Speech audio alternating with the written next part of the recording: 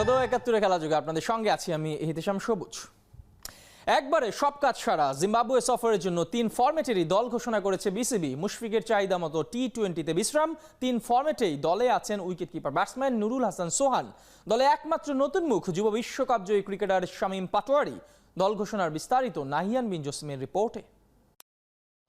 যে ন্যাশনাল টিমে খেলা, ভালো একটা পর্যায়ে যাওয়া, সাকিবকে আমি ওদেরকে অনেক লাইক করি। আমি যদি সুযোগ পাই সো আমি ট্রাই করবো আমার নিজের সেরাটা দেওয়ার জন্য, টিমকে আমার দেশকে আমি কিছু দেওয়ার জন্য, আর আমি যদি সুযোগ পাই ফিনিশ করার জন্য ট্রাই করব। সেদিনের ছোট্ট শামীমের স্বর্ণালী স্বপ্নগুলো হাঁটি হাঁটি পা করে বড় হচ্ছে। টাইগারদের জিম্বাবুয়ে সফরের বহরে ওর অন্তর্ভুক্তিটাই এবার সবচেয়ে বড় চমক হয়ে এসেছে।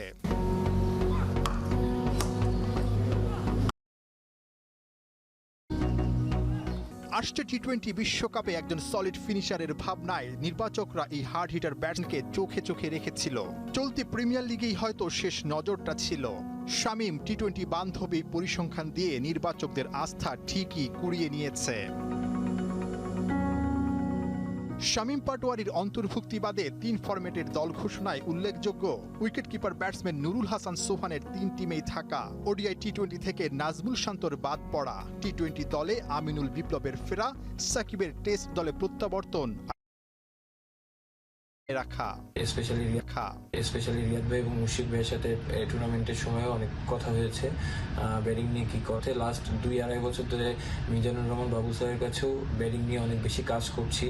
তো নিজের যে উইক পয়েন্টগুলো রয়েছে এগুলো আরও বেশি যাতে উইক পয়েন্টগুলো কাটিয়ে উঠতে পারি সেটা নিয়েই কাজ করছি। জিম্বাবুয়ে সফরে ৩টা ফরম্যাটের দলেই বিবেচনা করা হয়েছে এমন ক্রিকেটারের সংখ্যা ৬ জন। ওয়ানডে অধিনায়ক তামিম, সাকিব, লিটন, সোহান, তাসকিন আর শরীফুল। ওয়ানডের জন্য ১৭ সদস্যের দল, যেখানে ৩ opener, ৭ middle order, ২ genuine spinner আর ৫ পেসার। টেস্ট টিমের ১৭ সদস্যের দলে ৫ opener, ৫ middle order, ৪ genuine pacer আর ৩ জন স্পিনার। টি-20 টিম করা হয়েছে ১৬ সদস্যের, যেখানে ৪ ওপেনার, ৫ মিডল অর্ডার, ৪ পেসার আর ৩ স্পিনার। ৩ ফরম্যাটের দল ঘোষণা হলেও ২৯ তারিখ ভোরে জিম্বাবুয়ের উদ্দেশ্যে ঢাকা ছাড়বে শুধু টেস্ট দল। ১ সপ্তাহ পরে উড়াল দেবে ওয়ানডে আর টি-20 দলের বাকিরা। নাহিয়ান বিন জসিম, ৭১। অপেক্ষা ফুরিয়েছে, স্বপ্নের দুয়ার খুলেছে। মাত্র ২০ বছর বয়সেই জাতীয় দলে ডাক পেয়েছেন শামীম পাটোয়ারি। জিম্বাবুয়ের বিপক্ষে টি-20 দলে জায়গা হয়েছে যুব বিশ্বকাপ জয়ী ক্রিকেটারের। মূলত একজন ফিনিশারের অভাব পূরণ করতেই তাকে দলে নিয়েছে নির্বাচকরা। এই ছেলেটা একটা জায়গাতে একেবারে আলাদা, রিফ্লেক্স আর ব্যাট স্পিড। বাংলাদেশের ক্রিকেটে এত জোরে ব্যাট চালাতে কাউকে দেখা যায়নি। শামীম পাটোয়ারি বিশেষ এই দক্ষতায় তাকে বেশি দিন অপেক্ষাও করতে হয়নি। সফলতার পথটা জাতীয় দলে এসে ঠেকেছে। জিম্বাবুয়ের বিপক্ষে টি-20 সিরিজে ডাক পেয়েছে। ব্যাটিংটা করেন ৬ নম্বরে, যেন ঠাসা বারুদ। পাওয়ার হিটিংয়ে তার সামনে ছাড় পান না কেউ। তার সবচেয়ে পজিটিভ ব্যাপার, চাপ তাকে চাপে ফেলতে পারে না। দ্রুত উইকেট হারিয়ে দল ভুগতে থাকলেও নির্ভর ব্যাট করে বিপদ কাটিয়ে দিতে পারেন অনায়াসে। অতীতেও যেমনটা দিয়েছেন বঙ্গবন্ধু টি-20 কাপে। সাকিবের মতো বিশ্বসেরা বোলারকেও তুলুধুনা করে ছেড়েছেন চলমান প্রিমিয়ার লিগে। শুধু ব্যাটিংটাই নয়, নজর কাড়ে তার বোলিংটাও। অফ ব্রেকে টানা বল করার দক্ষতা আছে ছোট গড়নের শক্তিমান এই ক্রিকেটারের। শামীম বোধহয় কমপ্লিট একটা প্যাকেজ। ব্যাটিং, বোলিং এর সাথে ফিল্ডিংটাও বিশ্বমানের। ৩ ডিপার্টমেন্টেই যার এমন কারুকার্য, সে তো হবেই বড়দের আশীর্বাদ তুষ্ট।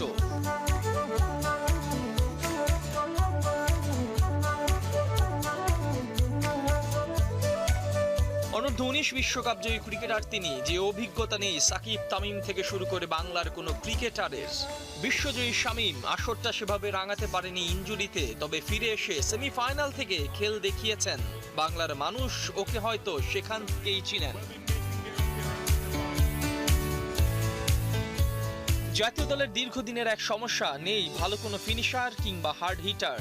শামীম সেখানে নিজেকে সোনা পুড়িয়ে খাঁটি করার মতোই তৈরি করেছেন। হুটহাট নয়, বিকেএসপিতে লেখাপড়া করে বয়সভিত্তিক ক্রিকেট খেলে আজ জাতীয় দলে। তার উপর তো আস্থা রাখাই যায়। শামীমও হয়তো আছেন একটা সুযোগের অপেক্ষায়। ইহতেশাম সবুজ, ৭১। সাকিবকে না পাওয়ার আক্ষেপ কিংবা আফসোস কিছুই আর থাকছে না। জিম্বাবুয়ে সফরের 3 ফরম্যাটেই রাখা হয়েছে লাল আর সাদা 2 বলের চুক্তিতেই সাকিব থাকছেন।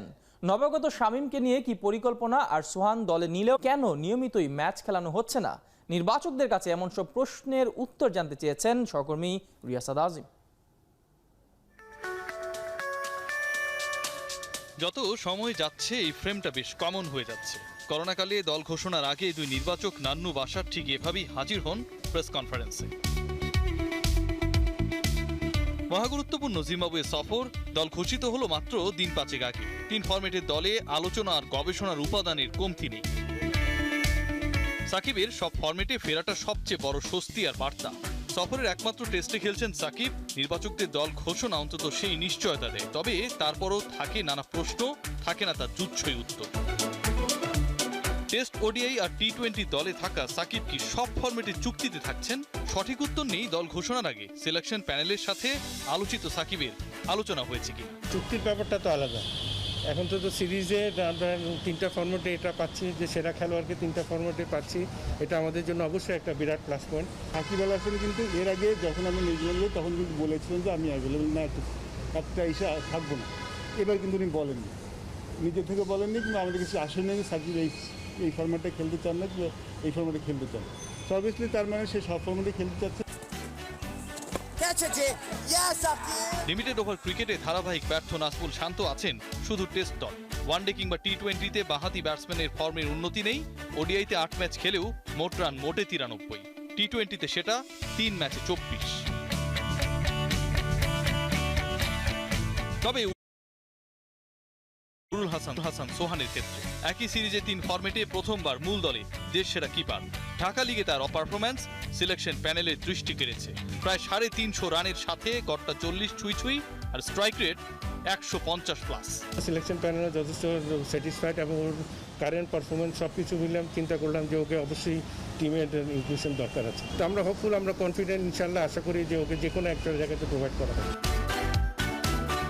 3 দল ঘোষণা হলো একদিনে, যেখানে আছেন ভিন্ন 30 ক্রিকেটার।